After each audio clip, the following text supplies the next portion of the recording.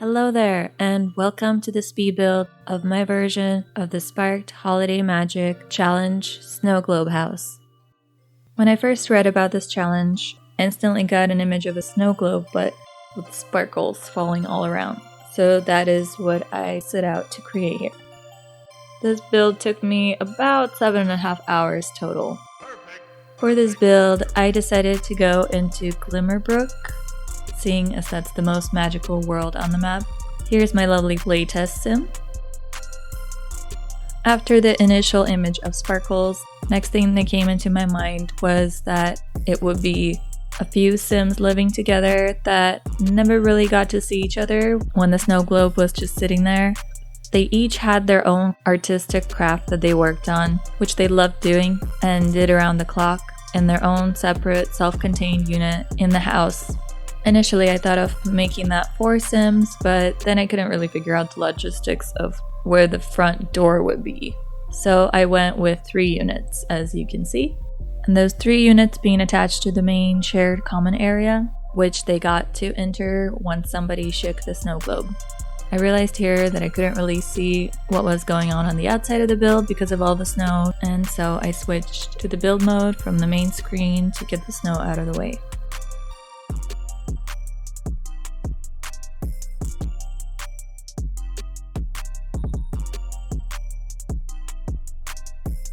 I figured a magical fireplace is pretty necessary for this kind of a build. I initially wanted to put in a chimney and even rearrange the house to put the fireplace in a spot where it would make sense to have a chimney, but then I couldn't find one that I actually liked.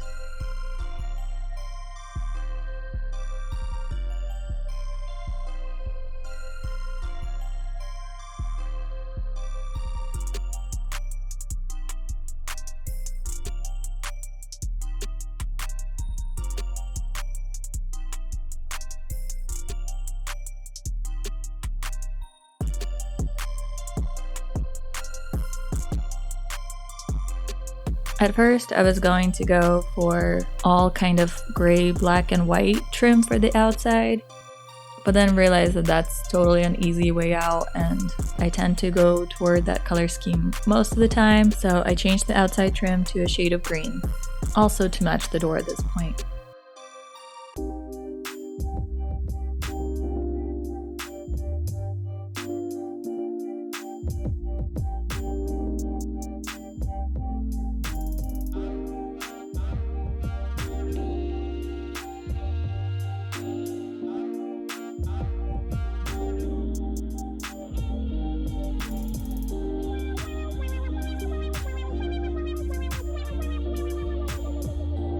I tried to make the living quarters pretty much the same. There are still variations, but overall, they all have the same things.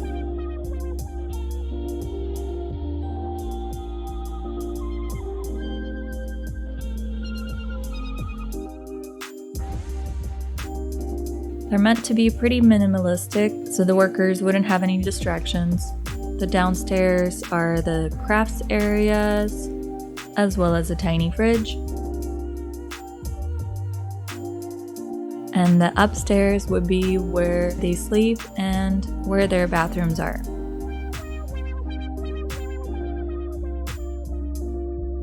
And now back to snow view, so I could see what the shrubbery and such would look like in that weather.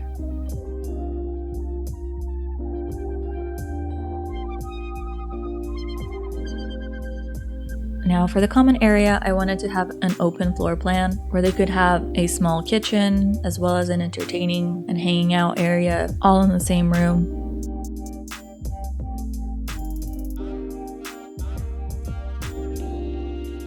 I decided I don't really want the front door to just open up right into the main hangout area. So I added a small hallway that goes from the main entrance and reroutes the entrance into the main room to be on the side of everything, rather than right in the middle. The kitchen ended up also being kind of a black, gray, and green vibe. And a seating area around the fireplace. And then various shades of green kind of made it into the interior as well, just because those happened to be the ones I liked for this build the most at the time. The little bits that were originally meant to be a place for a chimney ended up being a separated bathroom, with toilet being in one of the little rooms and the sink being in the other, which actually can serve as the sink for the kitchen as well, since space is limited.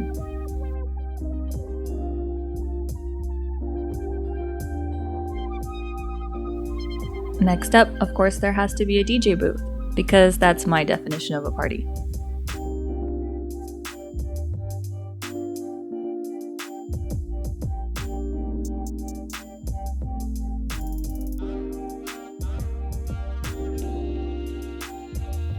Putting in some windows into the small bathrooms to give them some natural light.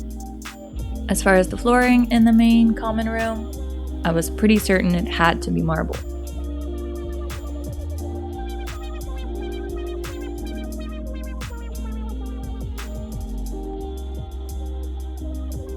And as far as the way into the house, I had to keep going into the live mode to kind of get a perspective on what you'd see when you first walk in through the front door to set that up.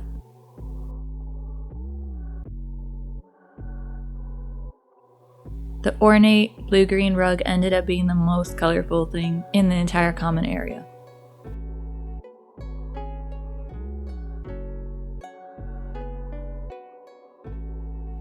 And then I kept re-shifting the tiny bathrooms in the living quarters to try to make as much space for the Sims as possible.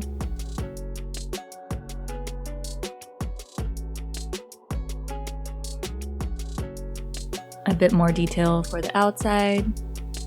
I didn't focus on the outside much, as if I started doing that, this build would probably go into 10 hours, and I didn't have that kind of time before the deadline.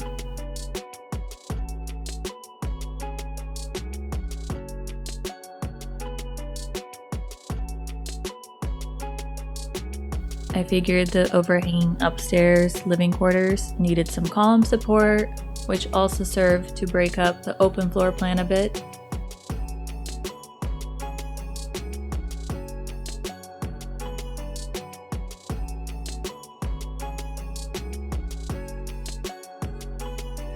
Some lights for the living quarters.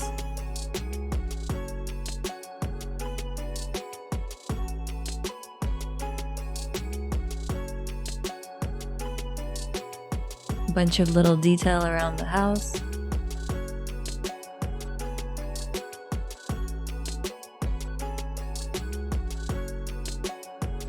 I decided that this is definitely the kind of place where there should be tea available at all times.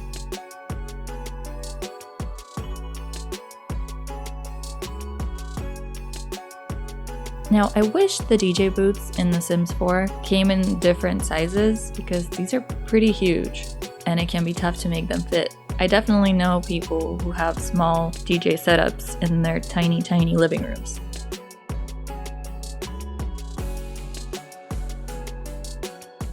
And now for twinkle lights. By the way, if you do end up getting this build, after I uploaded it, I realized that the fireplace is not accessible because of the coffee table in the way, so you will have to move that.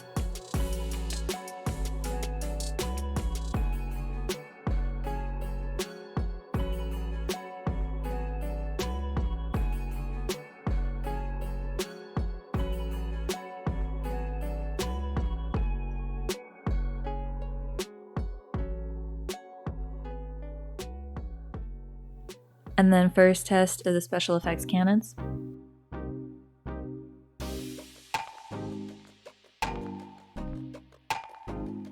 Looking pretty cool. Yay, happy dance.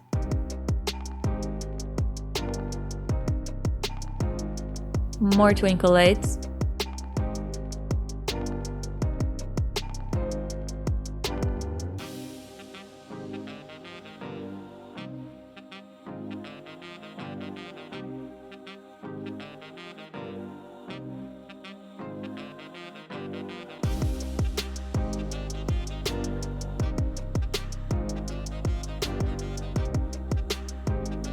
As far as the space in the entryway, I wanted to give it a cozy feel for when you come in from the cold outdoors.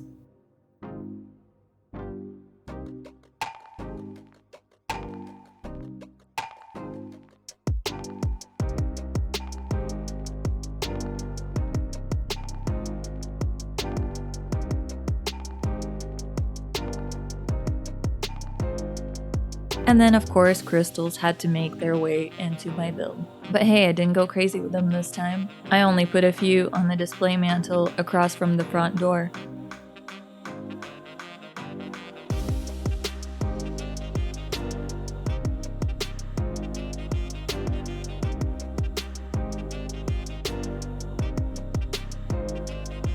Decided to reshape the house again. I'm not sure why the knight had to go there, but that was like the first thing that stuck out to me and it just had to go there. We can figure out a reason why he had to go there later.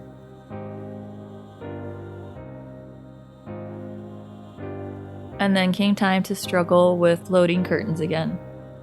I wanted to make the upstairs nook an extension of the downstairs seating area.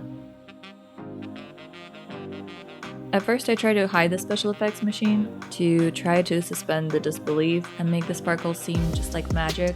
I even stuck it in the bushes, but it wasn't really usable and it had to go inside. I tried to fix the ceiling, but it ended up deleting the entire roof, so we're gonna pretend like it's fine. Now for some curtains around the place to soften it up a bit. And at a point, I thought about putting in a bubble blower for the upstairs, but then figured it would take me a while to rearrange the entire little room to make it look nice, so it ended up with just a side table in the middle, which is up to your interpretation. I figured Sims could maybe put their tea on it. Not sure how they're gonna go up the ladder with the tea, but that's for them to figure out. Playtesting some of the areas.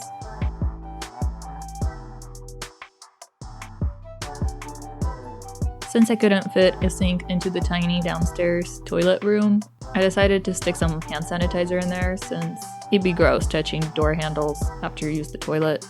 A bit more detail to personalize the living spaces.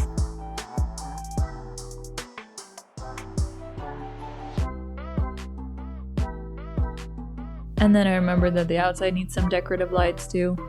Note how those came before the actual lighting for the outside. It took a couple tries to get the right combination. And now I put some lighting up outside.